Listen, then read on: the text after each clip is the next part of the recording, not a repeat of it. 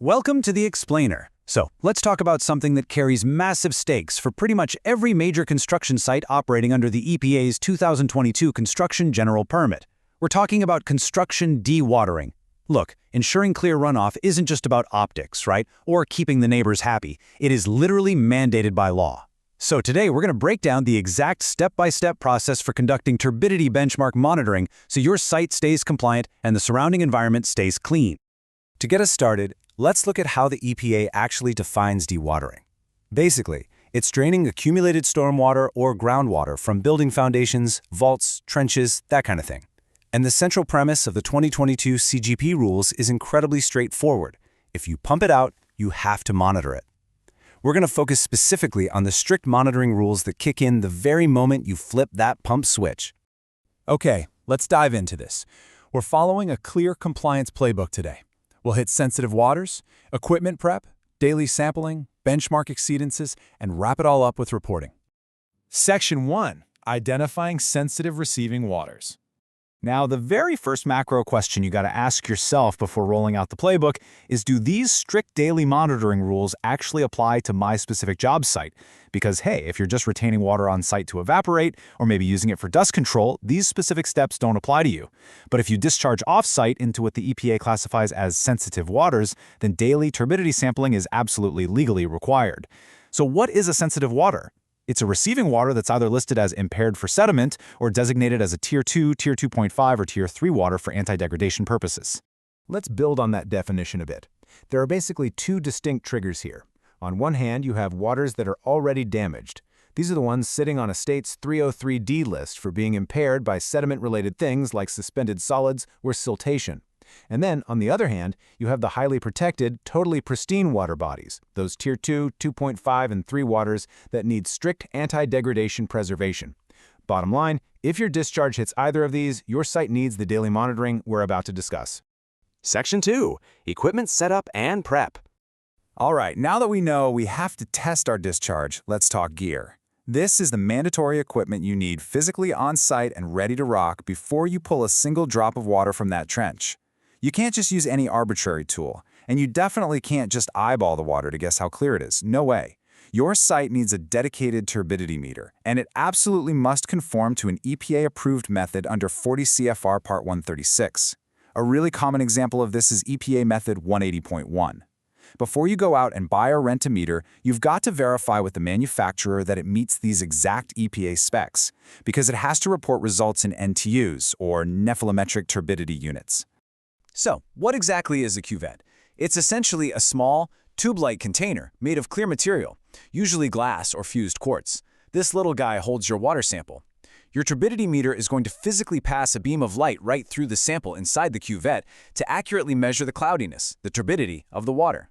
To get your stormwater team prepped, here is your quick, daily sampling checklist.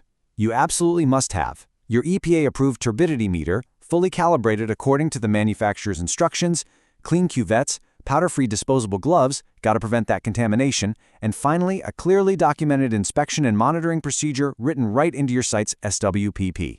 Section 3. The daily sampling process.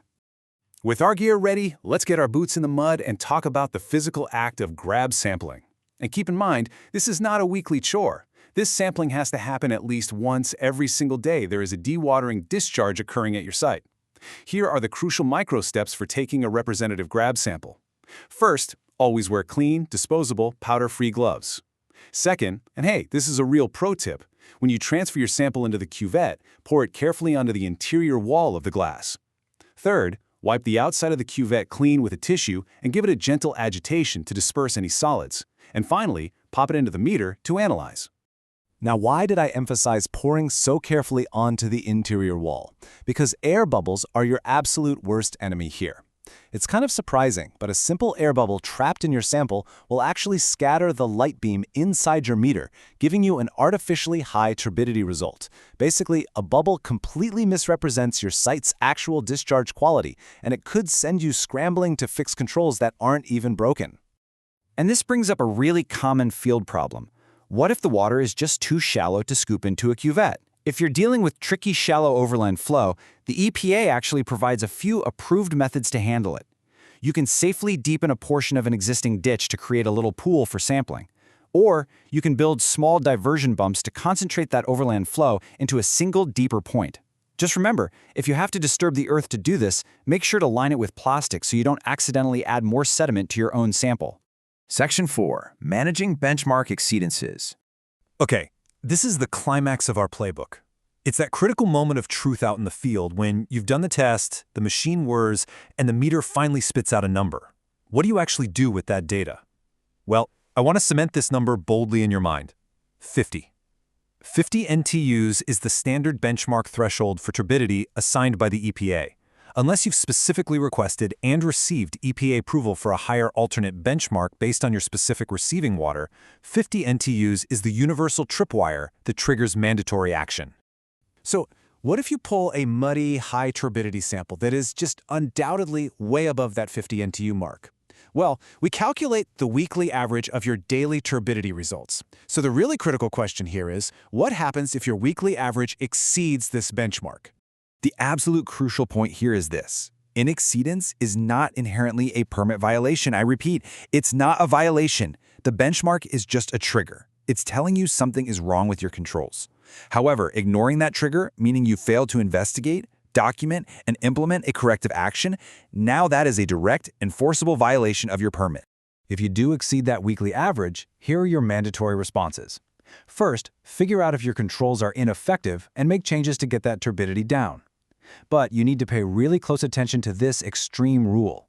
If any single daily sample hits 355 NTUs or higher, you must immediately shut off the dewatering discharge as soon as possible, assuming it's safe to do so, of course, until you actually fix the problem.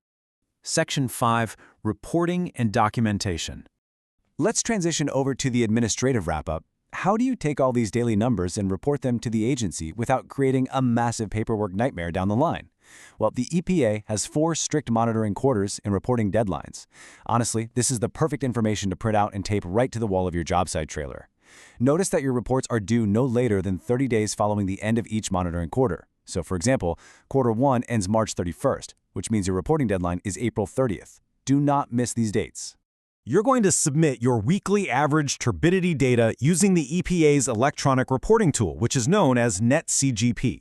Unless you somehow have a specific waiver from your EPA regional office, literally everything is done electronically.